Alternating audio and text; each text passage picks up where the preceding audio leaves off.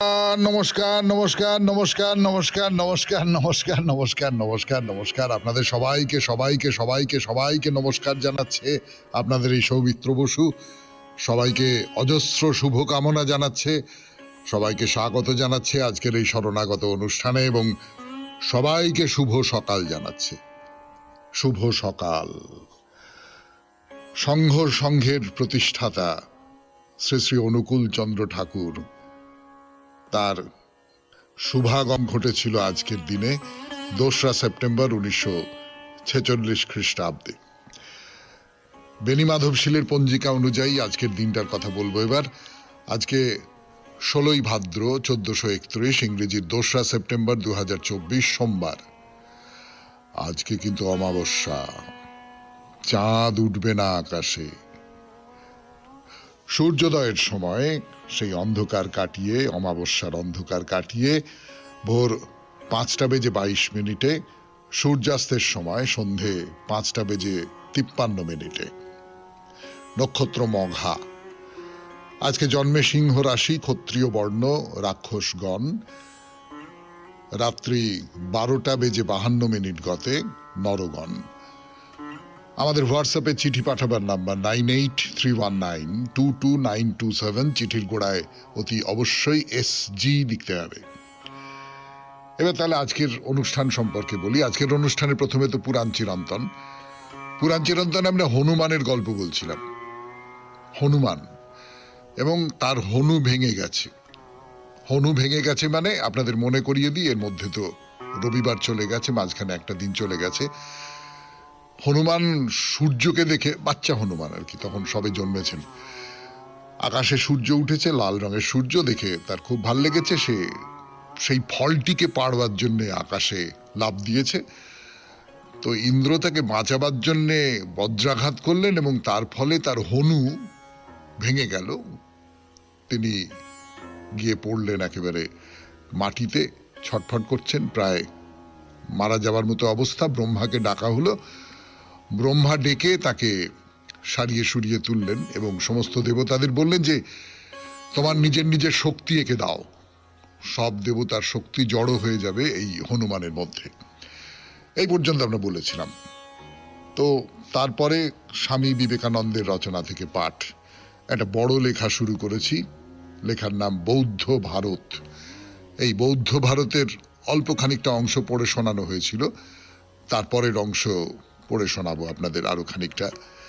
তারপর কথামৃত থেকে পড়ে শোনাবো এবং শেষে বাইরে দূরে 92.7 বিগ FM শরণাগত অনুষ্ঠান শুনছেন। আমি আছি আপনাদের সঙ্গে, আপনাদের সৌমিত্র বসু। ফিরে আসছি গানের পর হনুমানকে নিয়ে কথা বলবার জন্য। পুরাণ চিরন্তন 92.7 বিগ FM শরণাগত অনুষ্ঠান শুনছেন। আমি আছি আপনাদের সঙ্গে, আপনাদের সৌমিত্র বসু। হনুমানের কথা বলা শুরু করছি। তো ব্রহ্মা সব দেবতাদের বললেন যে শোনো, আমি একটা কথা বলি, এই যে বাচ্চাটা, একে শিশু বলে অবহেলা করো না। আমি কিন্তু দিব্য চক্ষে দেখতে পাচ্ছি যে এর দ্বারা পৃথিবীর অনেক উপকার হবে। তোমরা যে যার মতো বর দিয়ে একে শক্তিশালী করে তোলো। বর দেওয়া মানে কি? বর দেওয়া মানে তো এই যে আমি আমার শক্তির খানিকটা অংশ তোমাকে দিলাম। বর দেওয়া মানে তুমি সফল হও, আমি কামনা করছি, এবং সেই কামনাটা শুধু কামনা নয়, কোথাও তার ভেতরে শক্তি সঞ্চার করে দেওয়া। তো ইন্দ্র প্রথমেই এলেন, তার কারণ প্রথম কথা তিনি দেবরাজ, আর দ্বিতীয় কথা হচ্ছে যে তার বজ্রেই তো এই শিশুটির হনু ভেঙেছে, তার ফলে তাকেই তো বর দিতে হবে। তো তিনি বললেন যে আমার বজ্রেই তো এর হনু ভেঙেছে, তা আমি এর নাম দিলাম হনুমান। এখন থেকে বজ্র বা অন্য কোনো অস্ত্র এর কোনো ক্ষতি করতে পারবে না। বজ্র বা অন্য কোনো অস্ত্র এর কোনো ক্ষতি করতে পারবে না। এবার সূর্যদেব এলেন, কারণ সূর্যদেবের দিকে যাচ্ছিল হনুমান, তার ফলেই তো তার এই দুর্দশা। তো সূর্যদেব বললেন আমার তেজের 100 ভাগের 1 ভাগ আমি একে দিলাম, আর তার থেকে দিলাম শাস্ত্র জ্ঞান। যার থেকে অসামান্য বাগ্মিতা লাভ করবে। সূর্যদেবের অধিকারে তাহলে শাস্ত্রজ্ঞান আছে। এই যে শাস্ত্রজ্ঞান আছে, তার ভেতর থেকে আমার একটা অন্য কথা মনে হয়। এই যে মুহূর্তে আপনি শাস্ত্র পড়ছেন, আপনার ভেতরে জ্ঞান হচ্ছে, সেই জ্ঞানও সূর্য বলে না, জ্ঞানের আলো আপনার মধ্যে ছড়িয়ে পড়ছে, আপনার মনের অন্ধকার কেটে যাচ্ছে। এই যে জ্ঞানের সঙ্গে আলোর একটা উপমা দেওয়া হয়, আর আলোর উৎস তো হচ্ছে সূর্য। কাজে কাজে সূর্য সমস্ত জ্ঞানের আধার, এইরকম করেই আমাদের পুরাণকারেরা কল্পনা করেছেন, আমাদের শাস্ত্রকারেরা কল্পনা করেছেন। তো সেই সূর্য তার তেজের 100 ভাগের 1 ভাগ দিলেন এবং জ্ঞান দিলেন, শাস্ত্র জ্ঞান। অন্য দেবতারাও যারা ছিলেন তারাও নিজেদের সাধ্যমতো বর দিলেন। সেই সব বরের প্রভাবে হনুমান কি করতে পারতেন বলবো 92.7 বিগ FM এ শরণাগত অনুষ্ঠানে। তার আগে একটু গান শুনে নি। হনুমানকে অন্যান্য দেবতারাও সব বর দিলেন। কি বর দিলেন? যেমন ধরা যাক, হনুমান নিজের শরীরকে ইচ্ছে মতো ছোট বড় করে নিতে পারবেন। এই বিরাট পাহাড়ের চেয়েও বিরাট হয়ে গেলেন, আবার এই ছোট্ট পোকার চেয়েও ছোট্ট হয়ে গেলেন, এইরকম করে নিতে পারবেন। এটা একটা অসামান্য ক্ষমতা। 2 নম্বর ক্ষমতা হচ্ছে যে খুব দ্রুত তিনি চলতে পারবেন, তার বাবার চেয়েও দ্রুত। মানে বাবা হচ্ছেন বায়ু, বায়ু হচ্ছে সবচেয়ে দ্রুতগামী, কিন্তু হনুমান সেই বায়ুর চেয়েও দ্রুতগামী হয়ে চলতে পারবেন। এই দুটো গুণের কথা একটু মাথায় রাখবেন, কেননা এই দুটো গুণ হনুমানের কাজে লাগবে পরে। এই দুটো গুণকে তিনি ব্যবহার করবেন। নিশ্চয়ই যারা সাগর লঙ্ঘনের কথা মনে করতে পারছেন তারা হয়তো গল্পটা ভালো করে জানেন, যারা তারা বার করে ফেলতে পারছেন যে হনুমান কিভাবে ব্যবহার করবেন। তো যাই হোক, হনুমান তো এইসব বর টর পেয়ে আর প্রচন্ড শক্তিশালী হয়ে উঠলেন। মুশকিলটা হচ্ছে কি, যে মনে মনে শিশু, মনে মনে অপরিণত, সে যদি অনেক ক্ষমতা টমতা পেয়ে যায় না, তাহলে সেটা সর্বনাশের কারণ হয়। হনুমানও আরে বাবা, আমি একটা বিরাট বীর, আমার কত ক্ষমতা, সূর্যের 100 ভাগের 1 ভাগ তেজ আমার এই আমি ইচ্ছে মতো ছোট হতে পারি, ইচ্ছে মতো। ফলে তিনি তো আশপাশের মুনি ঋষিদের প্রচন্ড উত্তক্ত করেন, তাদের সবকিছু লন্ডভন্ড করে দেন। এ তো খুব বিপদ হয়ে গেল। মুনি ঋষিরা তখন রেগে গিয়ে অভিশাপ দিলেন, বললেন, যখন তখন তুমি শক্তির অপব্যবহার করছো। শোনো, আমরা তোমাকে অভিশাপ দিচ্ছি হনুমান, তোমার এই শক্তির কথা আপাতত তুমি ভুলে যাবে। প্রয়োজনের সময় আবার তোমার শক্তির কথা মনে করিয়ে দিলে তবেই নিজের শক্তির কথা তুমি জানতে পারবে। হনুমান একেবারে সম্পূর্ণভাবে ভুলে গেলেন তার ভেতরে যে এত সব শক্তি আছে। আজকে এই পর্যন্তই থাক পুরাণ চিরন্তন।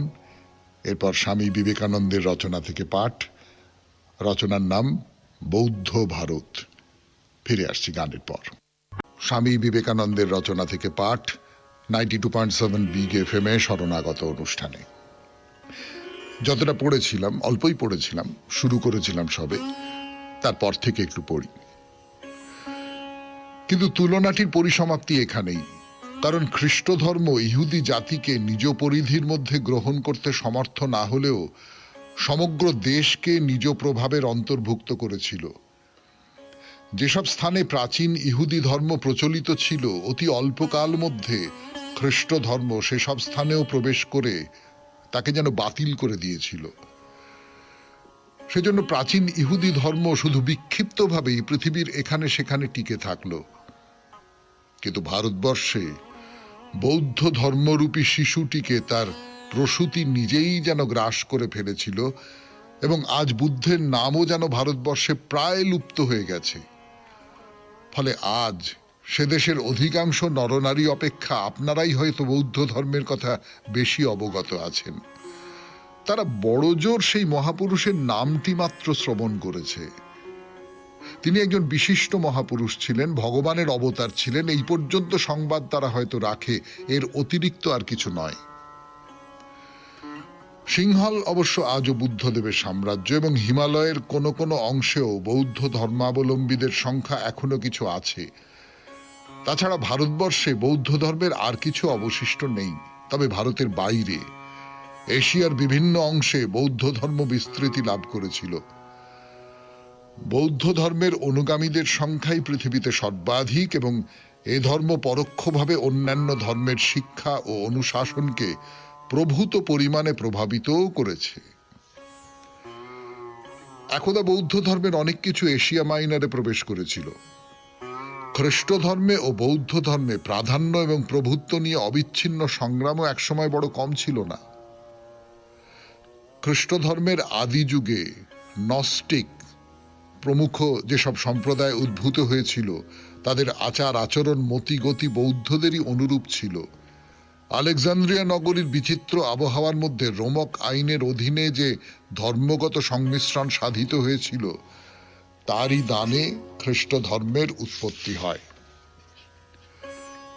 বৌদ্ধ ধর্মের রাজনৈতিক এবং সামাজিক দিক তার ধর্ম এবং আচার আচরণাদি অপেক্ষা অধিকতর আকর্ষণীয়, এবং বিপুল শক্তি সম্পন্ন একটি বিশ্ববিজয়ী ধর্মরূপে তার যে প্রথম আত্মপ্রকাশ, তার মাধুর্য কম নয়।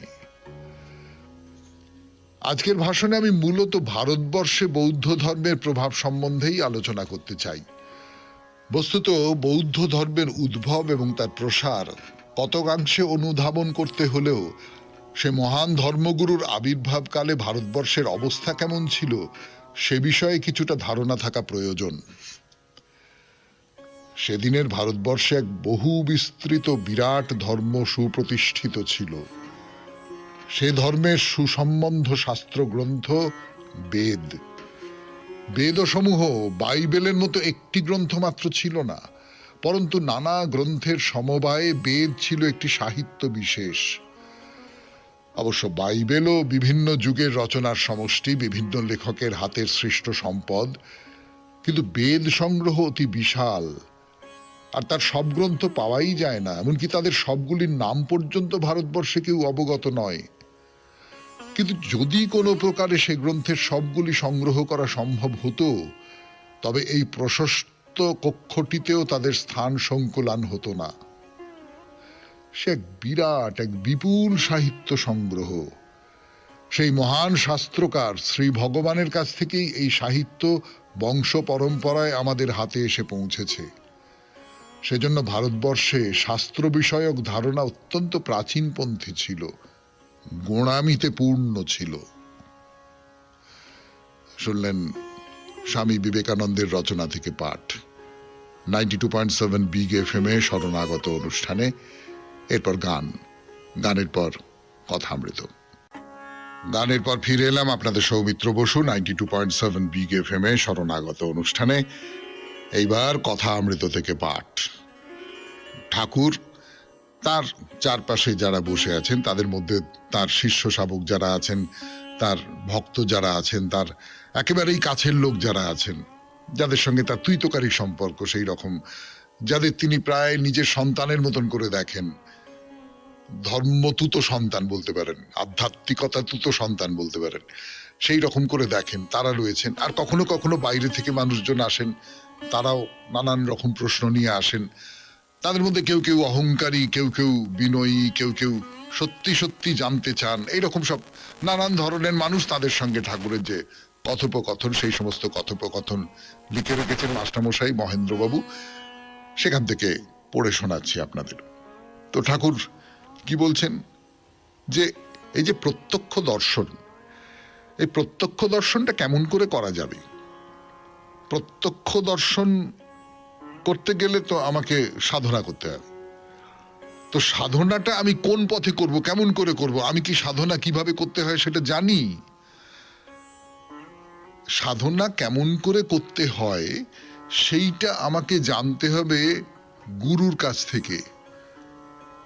সাধনা কেমন করে করতে হবে সেটা শাস্ত্রে বলা আছে, কিন্তু শাস্ত্রে সেই সমস্ত গূঢ় তত্ত্ব, সেইটা বোঝা, অনুধাবন করা এ খুব কঠিন, প্রায় অসম্ভব বলা যেতে পারে।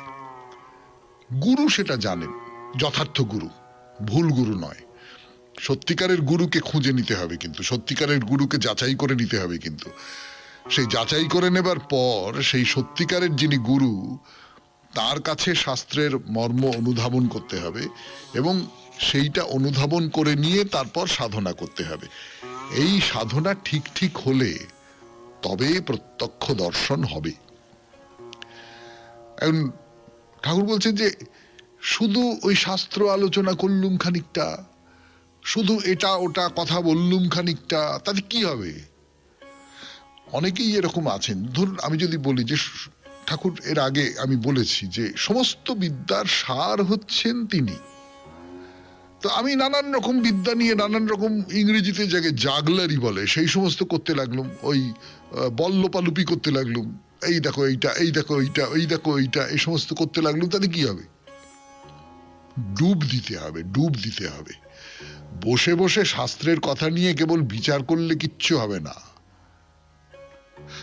ওই পথ দিয়েই যাচ্ছে, কিরম করে যাব তাই নিয়েই মরছে, তাই নিয়েই মরছে, ডুব দেয় না।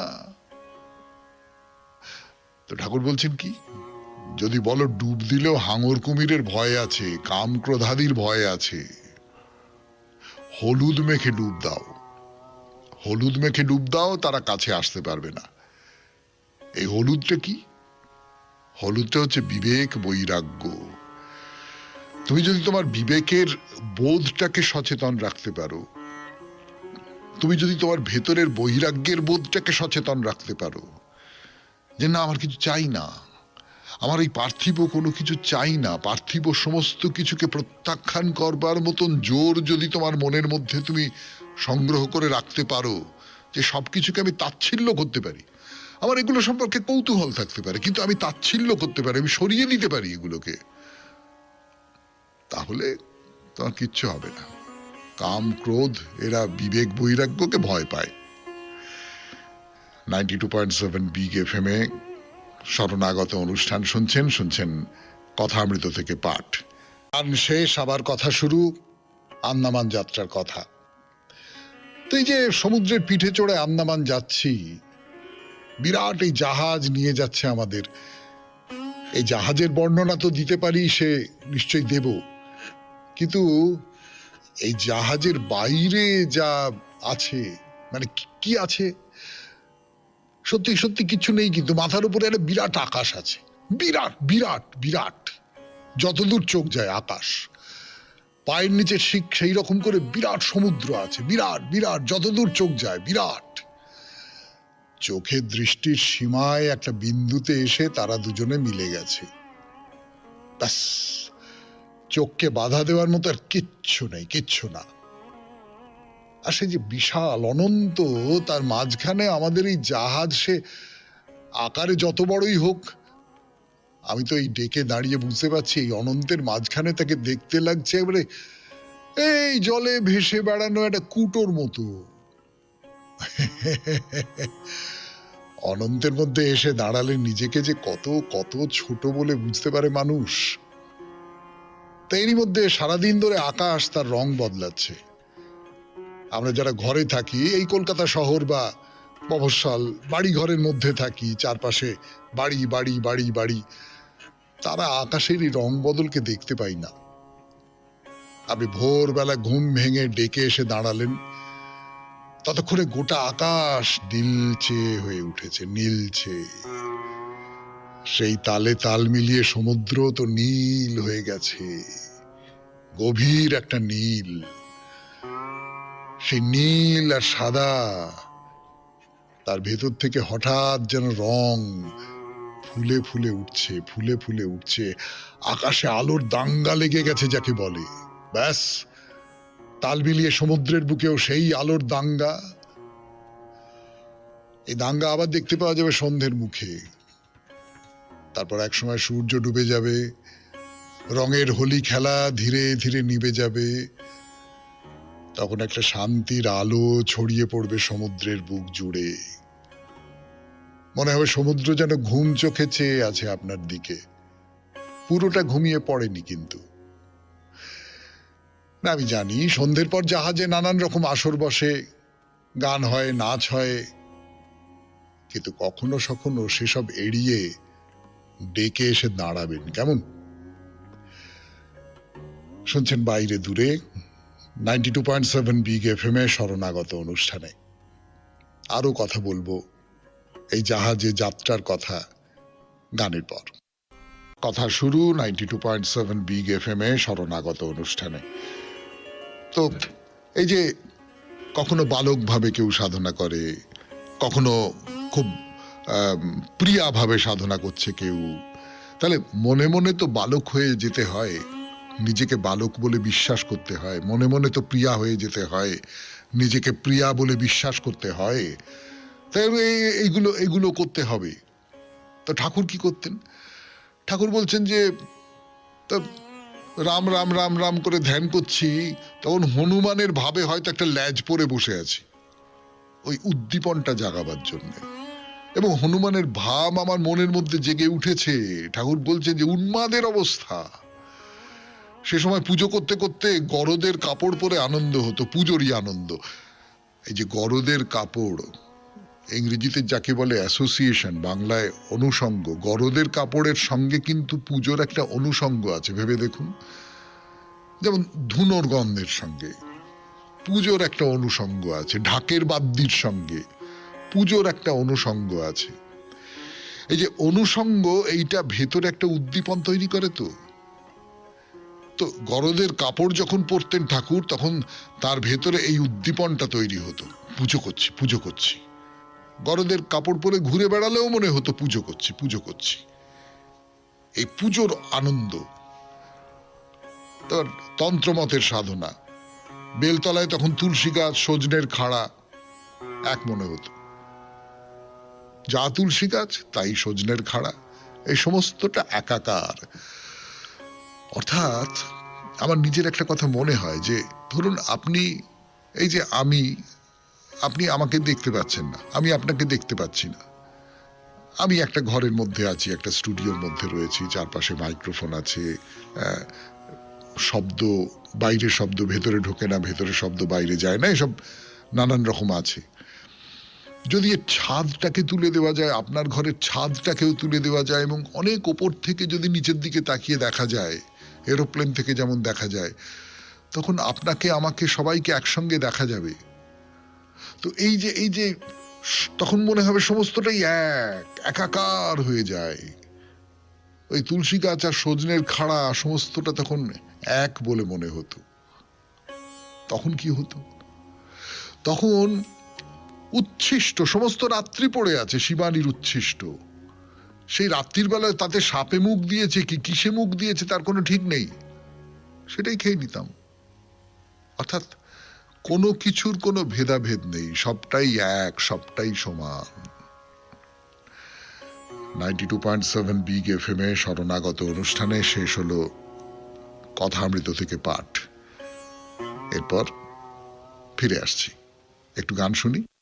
গানের পর এবার না, চিঠিপত্র নয়, কদিন ধরেই অনিবার্য কারণবশত আপনাদের চিঠি পড়তে পারছি না। তার বদলে বাইরে দূরে একটু লম্বা করে আন্দামান ভ্রমণ, একটু লম্বা করে। আমার কাছে অন্তত আপনাদের চিঠির বিকল্প আন্দামান ভ্রমণ হতে পারে না, কিন্তু ওই যে বললাম, অনিবার্য কারণে আপনাদের চিঠি পড়া যাচ্ছে না। কাজে শুরু করি আন্দামানে যাওয়া। আমরা তো জাহাজে চড়ে বসেছি। একটা কথা গোড়াতেই বলে রাখি, এ কিন্তু ট্রেন বা প্লেন নয়, জাহাজ। কাজে কখন নদী দয়া করবেন তার উপরে নির্ভর করে এই জাহাজের ছাড়ার সময়। অনেক সময় জাহাজ দেরি করে ছাড়ে, প্রায় একদিন দেড় দিনের মতো আপনাকে বন্দরে বসে থাকতে হতে পারে। তো যাই হোক, জাহাজ তো ছাড়লো অবশেষে। ছাড়ার পর বেশ কিছুক্ষণ নদীপথ ধরে এগিয়ে যাচ্ছি আমরা। দুপাশে বাড়িঘর, কারখানা, মন্দির, গঙ্গার ধারে ধারে তো মন্দির। তারপরে গিয়ে পড়বো সমুদ্রে।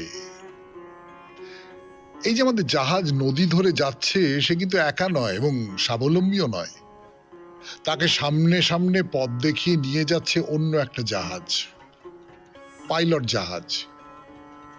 নদী পার হয়ে সাগরদ্বীপ তো আমাদের শরণাগত পরিবারের খুব চেনা। সাগরদ্বীপের কথা তো এর আগে বলেছি, এই বাইরে দূরেতেই বলেছি। তো এই সাগরদ্বীপের কাছে এসে আমাদের জাহাজ যাকে বলে স্বাবলম্বী হলো, অর্থাৎ এই আমরা খোদ বঙ্গোপসাগরে এসে পড়লাম। এইবার সমুদ্র যাত্রা শুরু। একটা কথা বলতে খুব ইচ্ছে করছে, আসলে খুব মুশকিলে পড়েছি জানেন। কি করে যে এই বিপদ থেকে বেরোবো বুঝতে পারছি না। মানে পারছি না না বলে পারি না বলাটাই ভালো। এর আগেও তো আপনাদের নিয়ে কত না জায়গায় গেছি, বিশাল পাহাড়, মানে পাহাড়ের কথাটাই আগে মনে পড়ে গেল। তার কারণ আমাদের দেশে অন্তত বেশিরভাগ মন্দির তো থাকে পাহাড়ের চূড়ায়। সেই সব পাহাড়ের কখনো বরফে ঢাকা, কখনো উদার নীল আকাশের নিচে ধ্যানমগ্ন, কিংবা পাহাড় যদি না ধরেন অরণ্য, সমুদ্র, এই যে প্রকৃতির বিশাল রূপ, অনন্ত, এই যে অনন্ত রূপ, তার বর্ণনা দিতে গিয়ে মন কেমন থমকে যায়। মনে হয় এর স্বাদ আমি কেমন করে আমার শ্রোতাদের কাছে পৌঁছে দিতে পারবো। প্রকৃতির ঐশ্বর্য এত বিশাল, আর আমার ভাষার জোর এত কম যে এ দুয়ের মধ্যে তো কোনো মেলবন্ধন হতেই পারে না। ফিরে আসছি গানের পর 92.7 বিগ এফএম এ শরণাগত অনুষ্ঠানে। শুনছেন আন্দামান যাত্রার কথা। 92.7 বিগ এফএম এ শরণাগত। ফিরে আসছি গানের পর। শুরু করছে আপনাদের সৌমিত্র বসু। সে কথা শ্রীরামকৃষ্ণময়, অমৃত কথা, ঠাকুর শ্রী রামকৃষ্ণ পরমহংসদেবের কথামৃত থেকে পড়ে শোনাচ্ছি। তো ঠাকুর নিজের কথা বলছেন, এবং ঠাকুর তো এইটা বিশ্বাস করেন, যে বিশ্বাসটা আমাদের ধর্ম ভাবনায় আছে। এই যে আমাদের গানে আছে না, তোমার কর্ম তুমি করো মা, লোকে বলে করি আমি, আমি যন্ত্র তুমি যন্ত্রী। এই এই বিশ্বাসটা তো আমাদের আছে যে এই সমস্তটাই তিনি করান। এইরকম ভাবে যদি তাকে সমর্পণ করে দেওয়া যায়, নিজের সবকিছু, নিজের কর্ম যদি সমর্পণ করে দেওয়া যায়, তাহলে খুব শান্তি, তাহলে আর কোনো ঝামেলা নেই। এই যে আমরা আমাদের প্রতিদিনের যে জীবনে যা কিছু কর্ম করি, সেগুলো তো আমার নিজের কাজ বলে করি। তো আমার নিজের কাজ না, এইটা আমার নিজের কাজ, আমাকে এরম করতে হবে। এই নিজের কাজটায় যদি আমি সফল হই তাহলে আমি নিজে সফল হলাম, আমি কত বড়।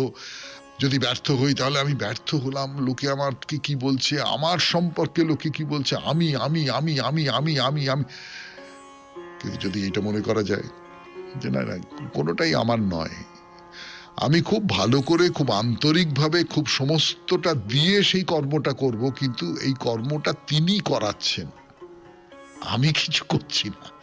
এর যে ভালো, এর যে খারাপ, এর যা কিছু সমস্তটাই তিনি। ফলের কথা তাই ভাববো না। আমার নিন্দে হলো না প্রশংসা হলো, 5টা টাকা লাভ হলো না 10টা টাকা লোকসান হলো, এই সব কথা আমি কিচ্ছু ভাববো না।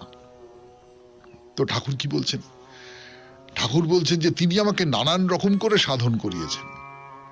প্রথম পুরাণ মতের সাধন, তারপর তন্ত্র মতের সাধন, আবার বেদ মতের সাধন।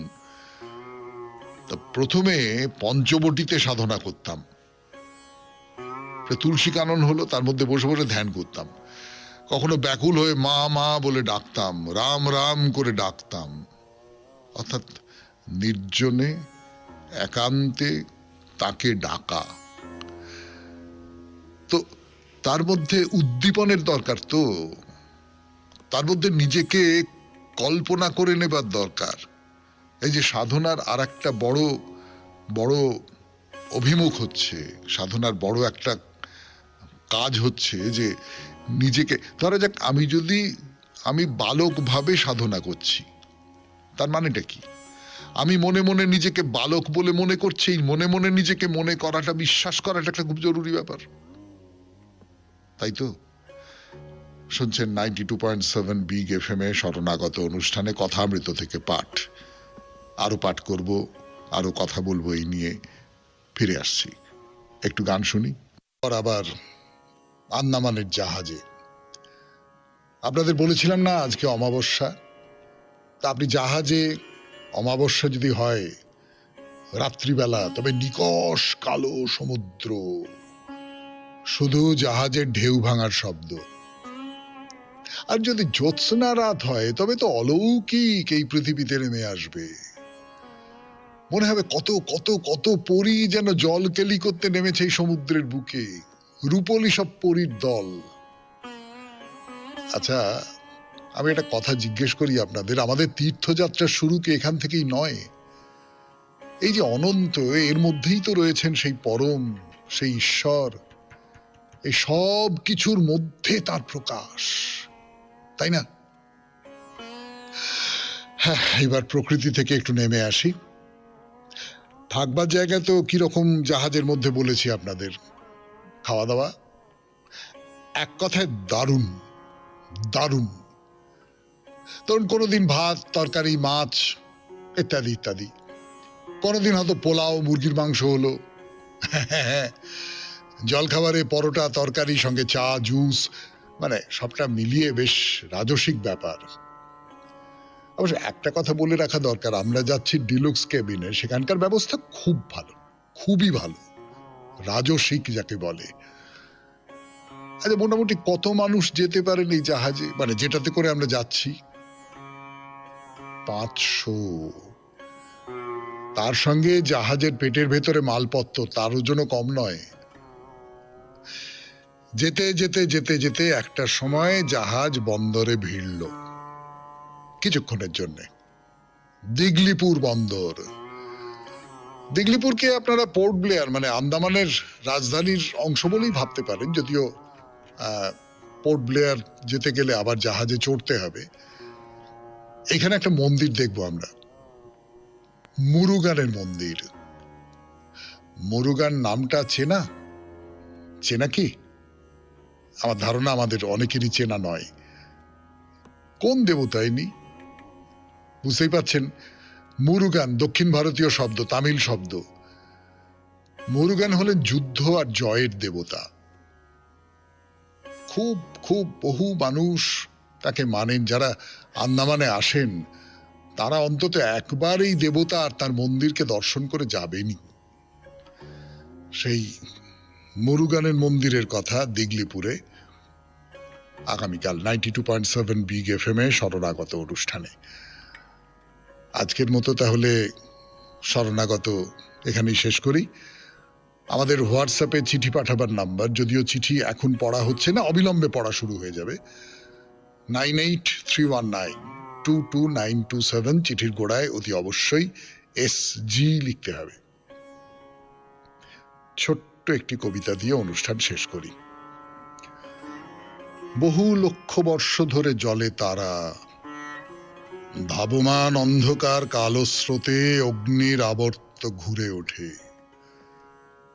সেই স্রোতে এ ধরনী মাটির বুদবুদ, তারই মধ্যে এই প্রাণ অনুতম কালে কণাতম শিখা লয়ে অসীমের করে সে আরতি।